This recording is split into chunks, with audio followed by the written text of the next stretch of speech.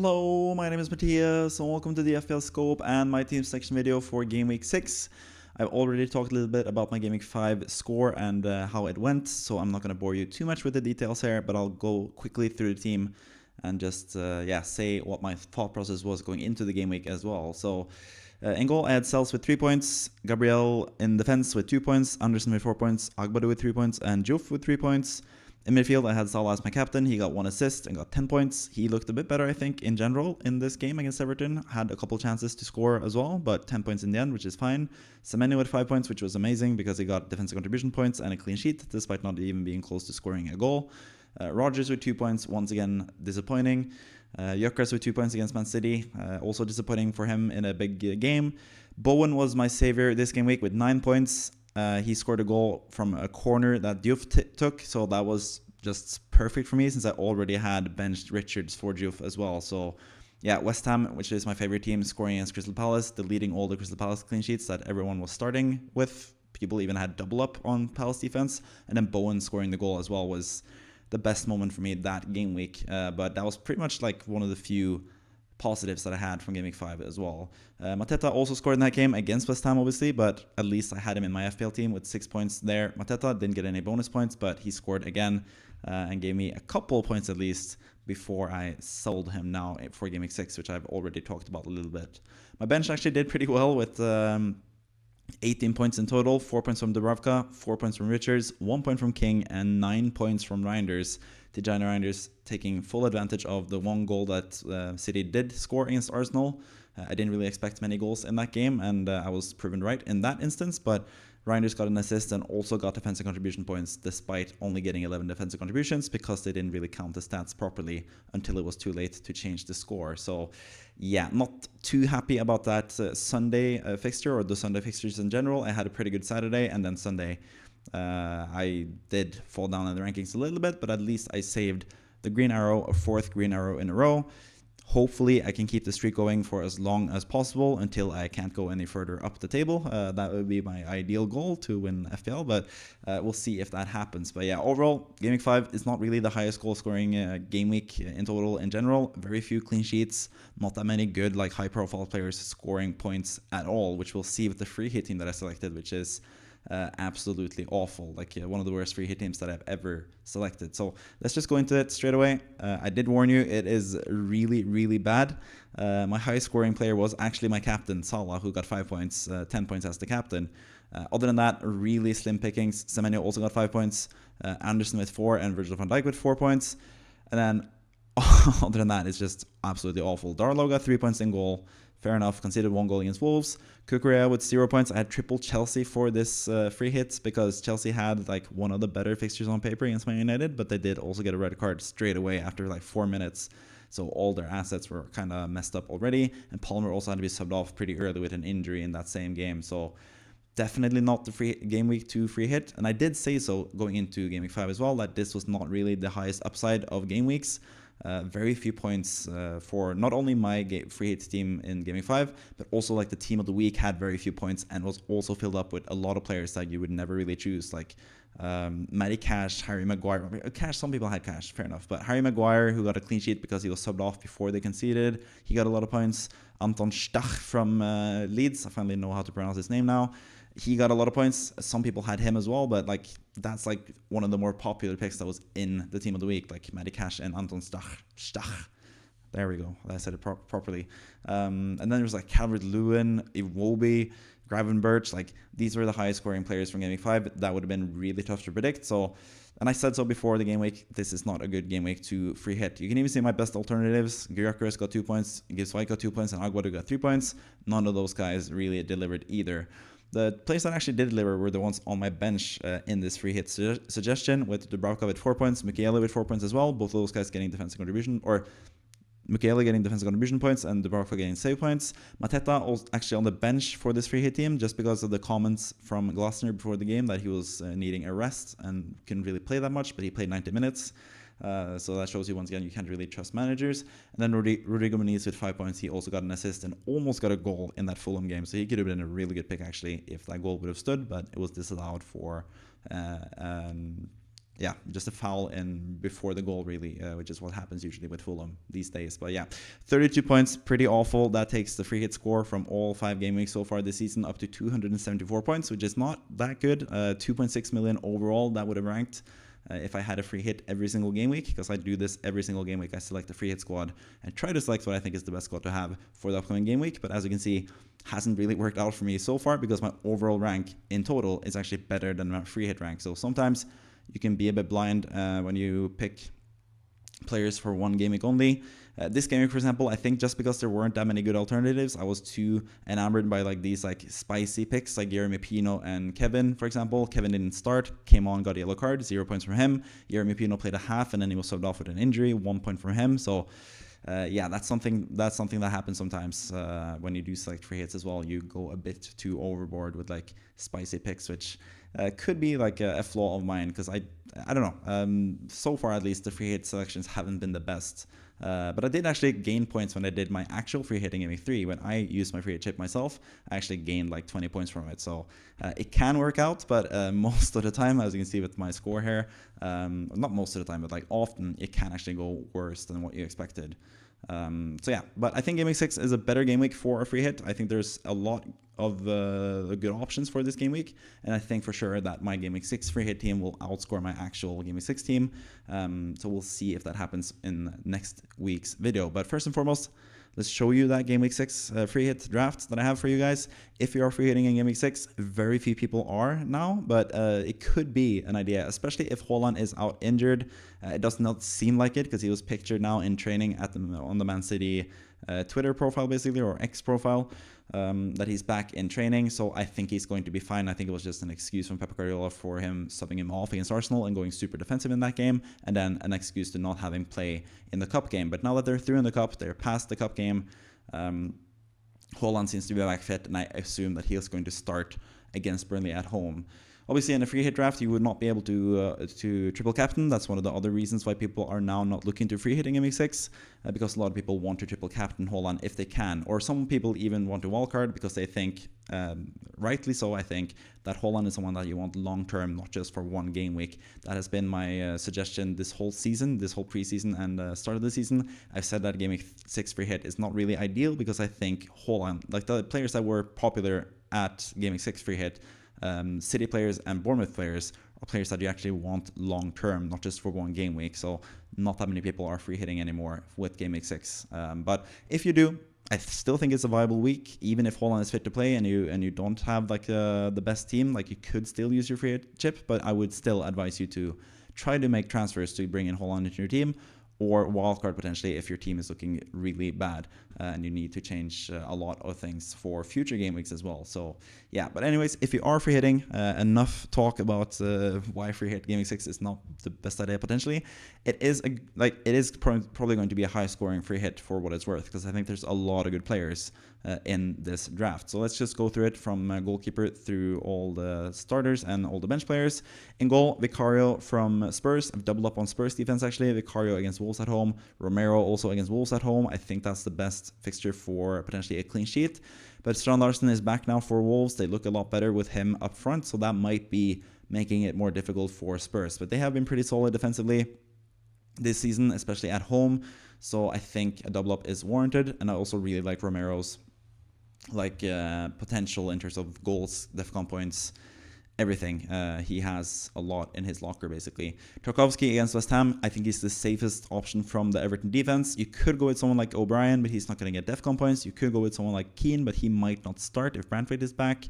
So I think Tarkowski is still the safest option. He's also a good player to have from set pieces, which is where West Ham conceded a lot of goals, and you would expect Tarkowski to potentially score in that game against West Ham at home. That is one of the easier fixtures that you can have currently. Finally, also Senesi in defense. He's just been fantastic so far. Leeds are one of the worst attacking teams in the league. Despite scoring 3 goals against Wolves, they created like 0.48 expected goals from that game. And Jose Sa was like one of the main reasons that they did concede so many goals there, Wolves. So I think Bournemouth will be better suited to get a clean sheet against Leeds. So Senesi, a really, really good pick. A lot of people are picking him either on a wildcard or with free transfers. I'm contemplating that myself. I'll get to that pretty soon. But he's a really solid pick at 4.8 million now. And Buemo in midfield, he's someone that I actually brought in for Game Week 6 already. I talked about that in the video previously this week. And that's because I think the game against Brentford, his former team, storyline game, it's going to be really good for Mbeumo, who's usually pretty good against these weaker teams. I could easily see him score and assist in this game, so I think it's a really good option. Also double up with Man City midfielders here, actually, with Doku and Reinders.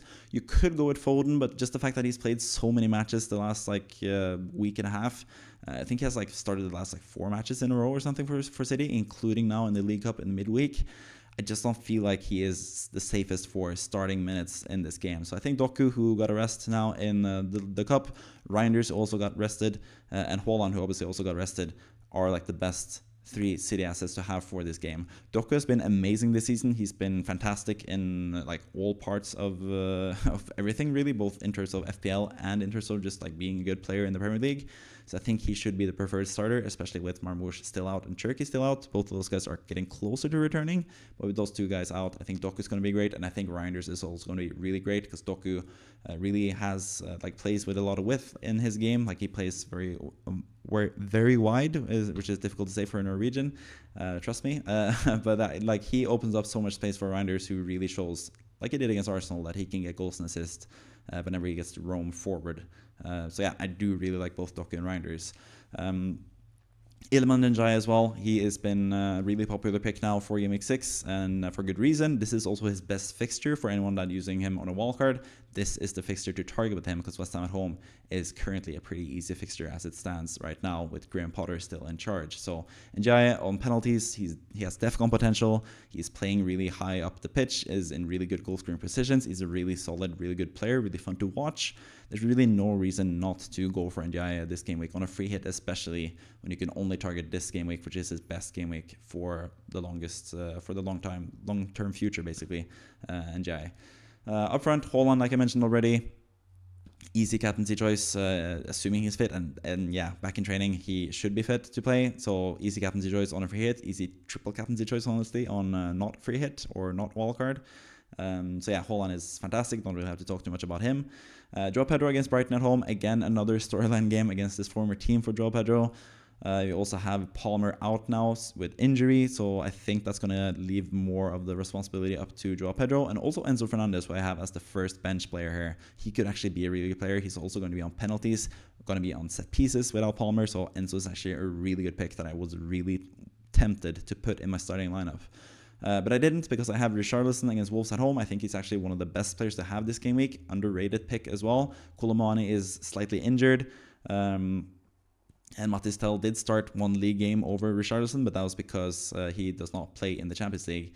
And now there has been a League Cup game, and they're going into the Premier League game, and I think Richarlison's going to be nailed on to play and play 90 minutes like he did last game. And Wolves at home is just a fantastic fixture currently for an attacker, so I think Richarlison can get a lot of goals in that game. I think he also has a pretty good record against Wolves. If I remember correctly, back from his Everton days, he used to score a lot of goals against Wolves, so I really, really like the Richarlison pick, especially for this game week, but also for the next 3 game weeks. I think he's going to be pretty much nailed going forward. He is the number 9 for Spurs for a reason now with Solanke out as well. He was still even the number 9 before Solanke got injured. So yeah, I think Richarlison is a really underrated FPL asset, and especially in Game Week 6. On the bench as well, I have Sels against Sunderland at home. I do think Forest have a decent chance of getting a clean sheet, but Sunderland have been pretty solid this season. And also Nottingham Forest now under Ange Postecoglou, they play a completely different way. It seems like created a lot of chances both against Burnley and now against Real Betis in the Europa League. So they play just a completely different style, which is going to lend itself less to clean sheet points. Which is why Sels is not really my preferred candidate, but he is a really good candidate nonetheless. And so I did mention as the penalty taker for Chelsea with Palmer out. He's really good. Nico Williams, the same as Sels really, but he's shown against Burnley that he can get forward and actually get goals. So he is an interesting pick going forward. I know a lot of people are looking to sell him. People have sold him on their wildcard. People are selling him with their free transfers. But if you still have him and you're not wildcarding this week, definitely start him because he is a fantastic player to have for this game against Sunderland, I think. Finally, also Adrian Traffert from Bournemouth. I do think they have a really good chance of getting a clean sheet. So if you want to double up in defense, I think either Traffert or Petrovic alongside Senesi is a really good option. I think Bournemouth in general are a good option. Also Semenyo, he was the last cut from my team. I had him in my starting team, and then I just figured I need another city midfielder, so I went with Doku instead. But Semenyo is going to be super good for this game week. Also, Leeds away is a bit tough when it comes to scoring goals. Leeds have been pretty solid at home this season, so that's why I haven't picked Semenyo, but he's still a fantastic pick for Game Week 6 and definitely a player I would have on the wildcard, as I told you in my weekly wildcard draft video this week, where I had Semenyo ranked as the second most important player to have in FPL, right behind Haaland. So yeah, he's really good. Igor Jesus scored twice in the Europa League for Nottingham Forest. I think he could be the starter against Sunderland, but maybe it is Chris Wood. That's the only thing putting me a little bit off of him. And I also really like my 3 striker alternatives there. If this was Game Week 5, Igor Jesus would be in the team for sure against Sunderland at home if he was nailed on to start. And I think he's going to start after 2 goals in the Europa League. He probably should, because he has shown to be a really good striker so far. And it could spell the end for Chris Wood. But I'm not sure if that's completely ready-made just yet, or if Chris Wood's going to get the chance again now in the league, since he didn't play in the Europa League. Also, Michael Keane for Everton. Like I said previously, I'm not completely sure he would play over Branthwaite. If Branthwaite is back, I'm not quite sure about that yet. We'll see about the press conferences and stuff. But Michael Keane could be a really good option. I think he actually has more goal threat than Tarkowski, and also has like pretty similar, or like pretty good at least, DEFCON threat as well, Keane. So I think he's a good FPL option, even though he's not the best player, really. I think Everton will be a lot better with Branthwaite back. So yeah, we'll see. That could work out in favor of Tarkowski in the long term. A lot of people are picking him on wildcard, and I think for good reason, because he is the most like safe and nailed defensive contributions guy, as I'm going to talk about pretty soon in the team section, which, or actually right now with my team section for Game Week 6. So this is my current team. I have some of the players from the free hit draft, but not all of them really. Sells I do have in starting as a goalkeeper. He is a good option, like I just said. Gabriel against Newcastle, I think Arsenal have a good chance of getting a clean sheet here, so I think he's going to be a decent option. Newcastle are going to be setting up really defensively, and that could bode well for Gabriel, who could always get a clean sheet, could always get a goal, could always get, not always, but could sometimes get DEFCON points, as he's shown already. Anderson has shown to be someone that can get DEFCON points in any game. Aston Villa also have been really bad so far this season, especially in terms of scoring goals, so I do quite like him in that fixture. El Hadji Malik Diouf against Everton, not the best fixture, not the best defender to have, but I do have 2 bench defenders there in Richards and Agbadu who have even worse fixtures. So Diouf against Everton away, that's a really tough stadium to go to, but he can get assists. He could sneak clean sheets, luckily as well, Diouf, but he's just a really good offensive player, so I don't mind starting him this game week. In midfield, Mbeumo, who I really like, I already talked about. Semenyo already talked about. Reinders I already talked about. Rodgers is the final midfielder in my team, and I still have him, and I'm still likely to keep him just because he's such a nice like option to have for Game Week 7 against Burnley at home, which is a really good fixture, and then selling him in Game Week 8 for someone like Paquetá and save me some money when West Ham's fixtures get really good. And I might also use that money to upgrade Bowen, so I don't have too many West Ham players either. So that he just looks like a good option to have, and then selling him agates.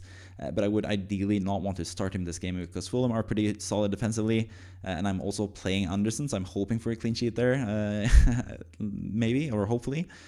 So yeah, I would ideally want to bench Rodgers, but currently I just don't feel like there's any good value players on my bench that I want to start. This is not a good game week to bench boost for me, even though I have already used my bench boost, so that's not really an issue anyway. But yeah, Rodgers, not ideal, but like not the worst either. We'll see how he does now in the Europa League. I'm recording this right before Aston Villa are playing in that game. I know Rodgers is starting, Watkins is not, so maybe that will help Rodgers. Maybe he'll get a kickstart in his season, but he's just far too good of a player to be this bad, really. So yeah, expecting a lot more from Rodgers, but maybe not against Fulham. We'll see. It's at home at least, so maybe Aston Villa will turn their season around in this game, and I might get some points if I do keep him, but I'll get to the transfer plans pretty soon. Up front, Haaland, who is still like he has a yellow flag on FPL, but I think it's going to be removed sooner rather than later. So I'm assuming that he's going to be my triple captaincy shout for this first half of the season. Burnley at home, I think, is the best fixture to have currently in FPL.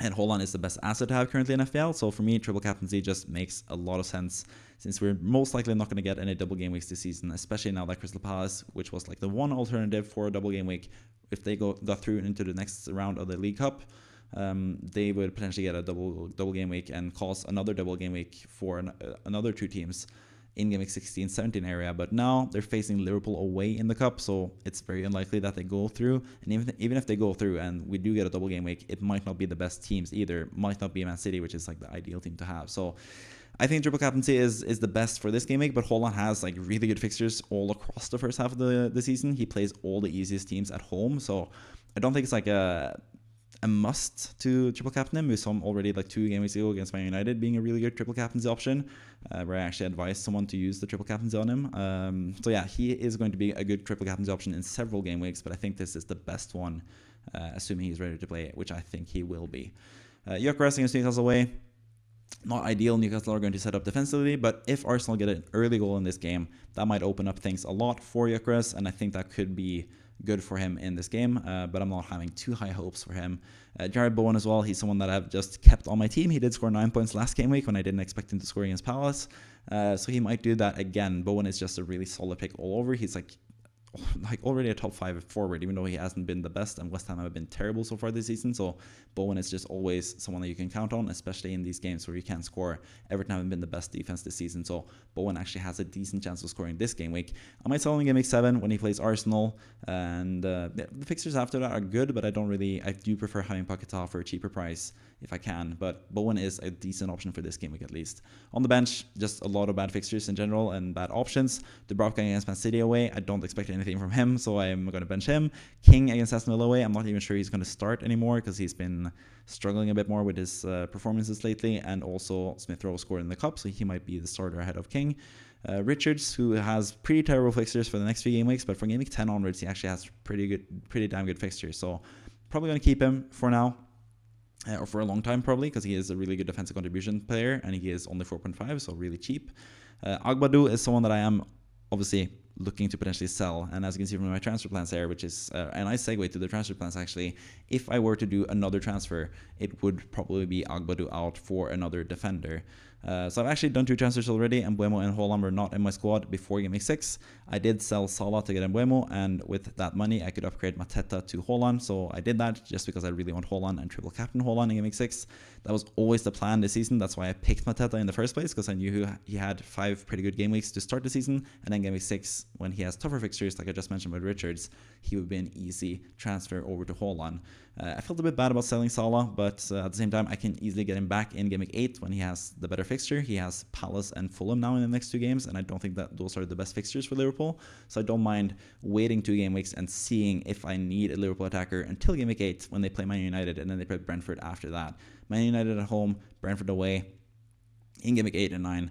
I do think I really want a Liverpool attacker, and that is basically what is driving my transfer plans as well, and what I've been looking at when I plan my transfers for this game week.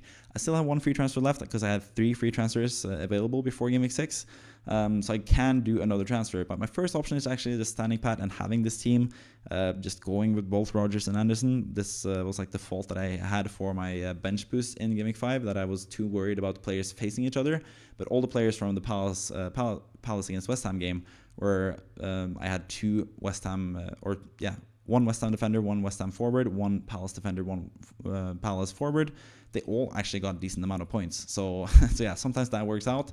I'm not expecting Anderson to score. So if Rodgers scores and gets points in this game, I don't expect Anderson to get some points. But who knows? He could get DEFCON points. Maybe he gets a cheeky assist or a goal at the same time. And I also just cover myself just in case Anderson doesn't get a clean sheet and Rodgers scores.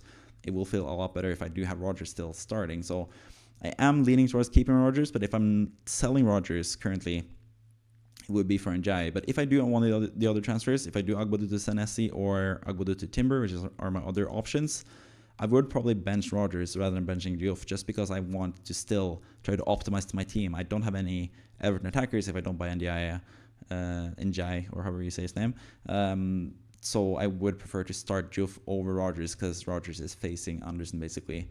Yeah, when it comes to other options in terms of transfers, Senesi is like the standard pick. Like, it would make a lot of sense. I think Senesi has just been underpriced. I think he has overperformed in terms of the defensive contribution so far. He has gotten 10 out of 10 defensive contribution points. That is not sustainable. That does not happen for any defender. I actually looked at the stats now, like the last 7 or 8 seasons, the data that we have from defensive contribution points from Fantasy Football Scout at least. And this is like a really high season for like defensive contributions and defensive contribution points. I'm not sure what that is, like what has caused that. Maybe there's just a lot of good DEFCON players right now. Like you see in my team, Richards, Agbadou, Anderson, Gabriel. No, not Gabriel, but Richards, Agbadou, Anderson, Senesi. These guys have been, and Tarkovsky for that matter, these guys have been just really good defensive contribution players in the past. And now there's like even more of a focus on it as well. Maybe Opta are counting them more than previous seasons. I don't know. Maybe I'm just waffling here. But yeah, there have been a lot of defensive contribution points so far this season. I don't think that's as sustainable as it looks right now. I don't think the likes of Tarkovsky and Senesi are like, they're basically going to get 3 points every game week, or that's the argument people are making, and that they're going to be at worst like 3-point or 4-point players.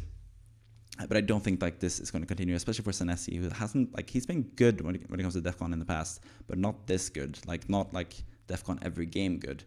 So I'm not sure about that. Also, I think like his fixtures, like because I'm looking at a perspective until game week 13 when I'm going to wildcard. That's what I'm looking for with my transfers. Players that are good from game week 6 all the way through game week 12.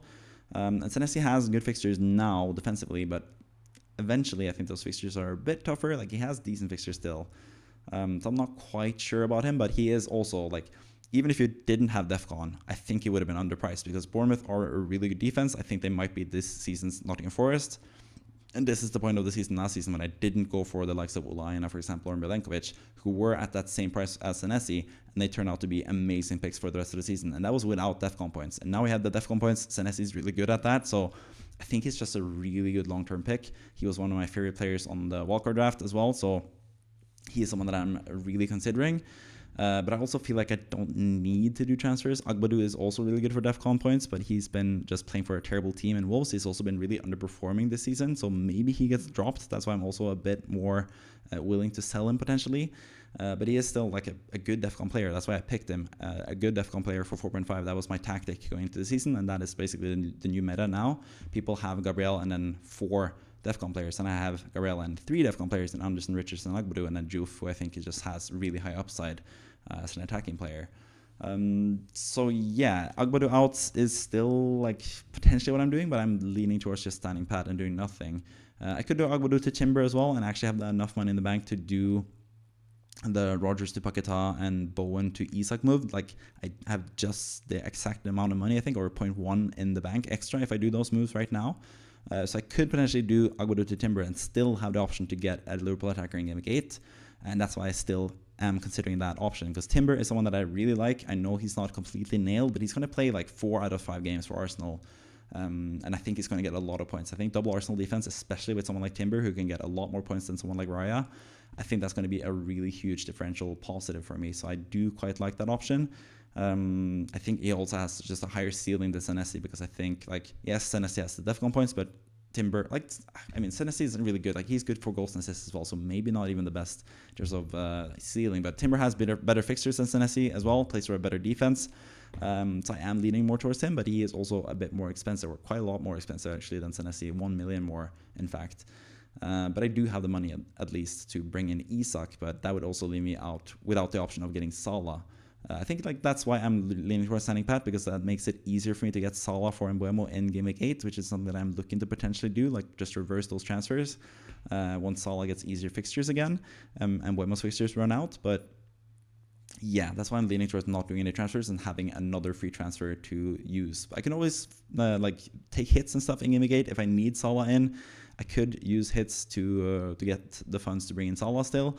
But I'm also trying to go through the season, and like I did last season, without taking many hits, because I want to plan everything out and just be really patient with the game. Now that we have so many transfers, like ideally you don't use too many transfers. I feel like, yeah, you should probably save your transfers and have more in the bank. But yeah, there's also the thing with the extra AFCON transfers that you get in Game Week 16, where you get topped up to 5 transfers. So maybe I should be a bit more proactive with transfers and actually look at team value. That's the thing with Senesi. He's going to go up in price even more and even more. Timber is getting close to his like ceiling in terms of his value. Senesi is not even close. I think he's going to go up to like 5.2, 5.3, maybe even 5.5 by the end of the season. So might as well just jump on it early. So I am tempted by that as well. Like the fourth option, Rogers to Njai, I think is like my least favorite option. if I do that as well, I would still play Juf against Njai, so I do still have that like head-to-head problem there. I do like Njai this game week, like I said, with the free hit squad. He's in my free hit squad, but after this West Ham fixture, I don't think Everton's fixtures are that good. So that's why I'm a bit like more cold when it comes to Everton, even though I'm really sold on Everton as a team. I had them predicted at 7th place in my table prediction before the season, and now in season they look even better than I expected. So I do quite like them, especially once Brentford is back, but I just don't think the fixtures are the best for me to target them now, personally myself, since I'm wildcarding in Game Week 13 anyways. So yeah, those are a lot of thoughts about my team. I hope you enjoyed that. I don't think I have much more to say about my Game Week 6 plans, really. Even though there are always more things to say, because I can talk about FPL for as long as you'd like, really.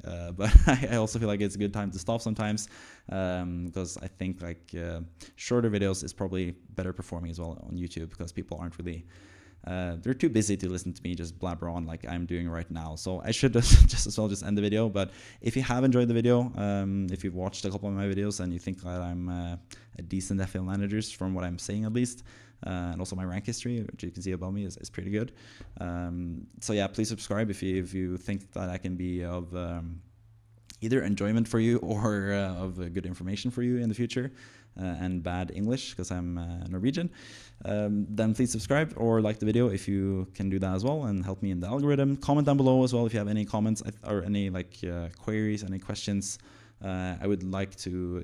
I always answer really every comment that I get on this YouTube page. So yeah, that is like my favorite part of the interactions as well. Like likes and subscribers are fine and dandy, but comments are actually what I can actually do something with and answer, really. So yeah, please leave a comment down below if you have anything interesting to say, or just to support me, whatever. I accept all of it.